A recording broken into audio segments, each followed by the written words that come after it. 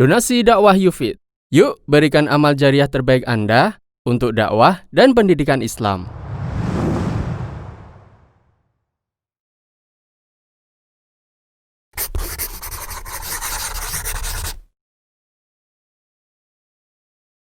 Bismillahirrahmanirrahim. Assalamualaikum warahmatullahi wabarakatuh. Innal hamdalillah wassalatu wassalamu ala Rasulillah wa ala alihi wa ashabihi wa mawalah.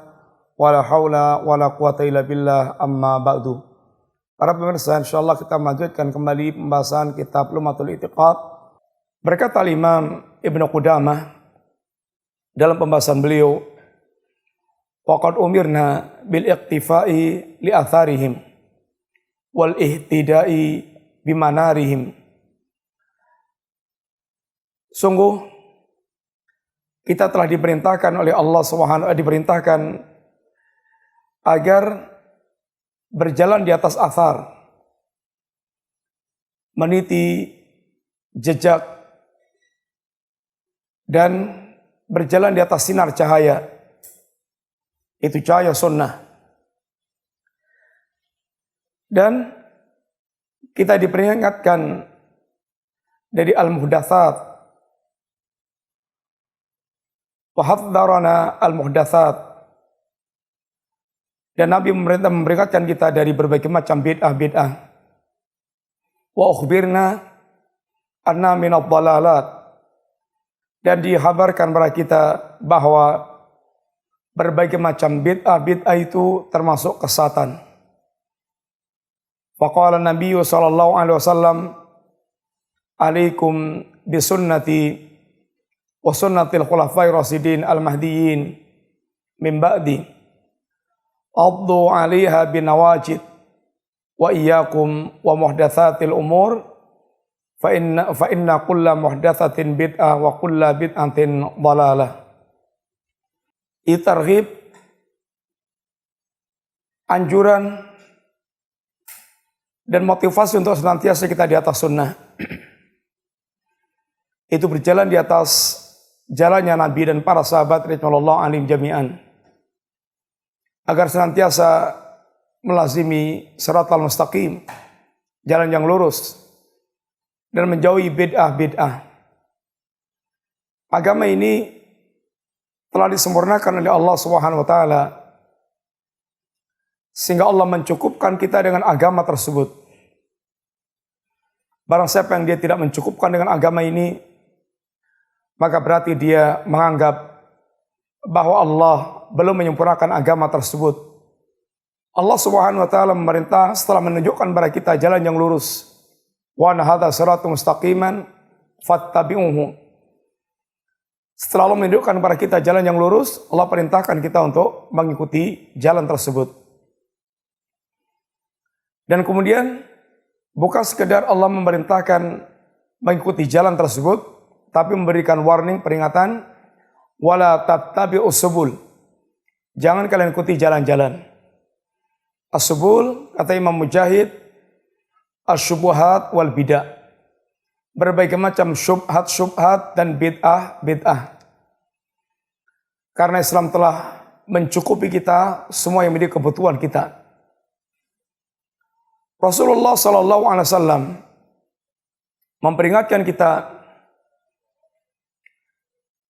memberikan beberapa wasiat penting. Yang pertama, usikum bitaqwallah azza wajal. Aku wasiatkan kepada kalian untuk senantiasa bertakwa kepada Allah azza wajalla, yang mendasari semua amalan kita dalam beribadah kepada Allah Ta'ala. Agama kita ditegakkan di atas ketakwaan kepada Allah Ta'ala, tunduk dan patuh, senantiasa merasa dalam pengawasan Allah Subhanahu wa taala. Yang kedua, wasam'u wa ta'ah. Wa in ta'mara 'alaikum 'abdun habasyiyun. Untuk senantiasa mendengar dan taat kepada penguasa, pemimpin, walaupun yang memerintahkan Anda adalah seorang hamba dari Habsyi. Ini berkaitan dengan kaidah maslahat mafsadah, ketaatan kepada pemimpin selama perintahnya bukan perintah untuk bermaksiat kepada Allah dan Rasulnya, karena ketaatan innamat ta'atu fil ma'ruf. Ketaatan itu hanya dalam perkara yang ma'ruf. Yang ketiga, Nabi menyebutkan tentang perjalanan umat ini yang akan mengalami yaitu banyak penyelisihan dari ajaran Rasulullah sallallahu alaihi wasallam. May ya'is minkum fasayara ikhtilafan katsira. Barang siapa yang masih hidup sepeninggalku, benar-benar itu kalian akan melihat penyimpangannya sangat banyak. Alaikum bisunnati wa sunnatil khulafai rasyidin al-mahdiyyin. Berpegang teguhlah kalian dengan sunnahku. Wajib bagi kalian untuk senantiasa di atas sunnahku dan sunnah para sahabatku yang mendapatkan petunjuk. Tamassaku biha wa addu 'alaiha binawajid. Pegangi baik-baik sunnah tersebut dan gigitlah dengan gigi geram Anda. Ungkapan menunjukkan agar kita memegangi kuat-kuat. Sebagaimana kuatnya kalau kita menggigit dengan gigi geram, memegangi sunnah Nabi dengan kuat-kuat. Kemudian Nabi wasiatkan, wa iyyakum wa muhdatsatil umur. Hati-hati kalian dengan segala perkara yang baru. Jauhilah oleh kalian segala perkara yang baru dalam beragama. Fa inna kulla muhdatsatin bid'ah wa kulla bid'atin dhalalah. Karena sungguhnya setiap bid'ah sesat dan setiap kesesatan itu berada di dalam neraka. Wa kullu bid'atin dhalalah wa kullu dhalalatin finnar. Dalam hadis ini Nabi mewasiatkan kita untuk benar-benar berpegang teguh dengan sunnah dan menjauhi bid'ah.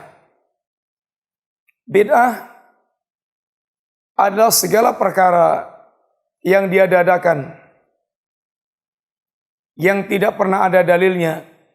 Ini jalan agama, perkara agama yang diadakan itu tidak ada dalilnya, yang diperlakukan menyerupai agama. Artinya orang yang mereka melakukan bid'ah terpuji, yang meninggalkan bid'ah tercela, sebagaimana orang melakukan sunnah terpuji, meninggalkan sunnah tercela. Bid'ah menyerupai itu. Dan biasanya dilakukan bid'ah itu untuk berlebih-lebihan dalam beribadah kepada Allah Subhanahu wa taala, akan tapi menyelisih atau keluar dari sunnah Nabi yang sesungguhnya. Para pemirsa, orang yang mereka terjebak dalam bid'ah, kenapa Nabi memerintahkan agar menjauhi bid'ah? Karena bid'ah memiliki bahaya-bahaya yang sangat besar. Bahaya pertama, orang yang mereka terjerumus dalam bid'ah, sebagaimana Nabi katakan tadi, wa kullu bid'atin dhalalah wa kullu dhalalatin finnar. Ancaman neraka. Dan kegagalan yang paling pokok di akhirat adalah ketika tidak bisa selamat dari neraka. Bid'ah memang macam-macam. Ada bid'ah yang mukaffirah, bid'ah yang menjadikan seorang itu kafir. Ada bid'ah mufassiqah, bid'ah yang masih menjadikan orang itu fasik, artinya dia masih muslim, tapi muslim yang fasik dengan bid'ahnya. Tapi semua bid'ah mesti dijauhi. Di antaranya diancam oleh Allah, oleh Nabi dengan anar neraka. Bid'ah, tuduhan mereka bahwa Islam belum sempurna. Sehingga Islam baru sempurna hanya dengan apa yang dia tambahkan dari bid'ah yang dia lakukan. Tentu ini dibantah langsung ayat Al-Yawma akmaltu lakum dinakum. Pada hari ini telah kusempurnakan agama kalian.